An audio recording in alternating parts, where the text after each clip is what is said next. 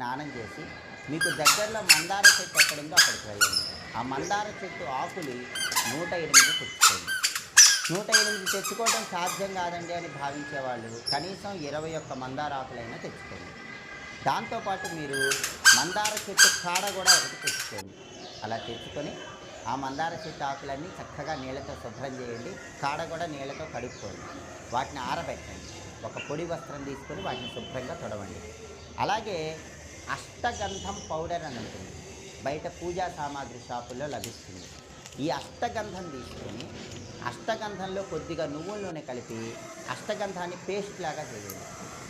మీరు చక్కగా సిద్ధం చేసుకున్న మందార కాడ ఉంటుంది కదా, ఆ కాడని ఈ అష్టగంధం పేస్ట్లో ముంచి ఆ కాడతో ప్రతి మందార ఆకు మీద ఓం అని రాయండి.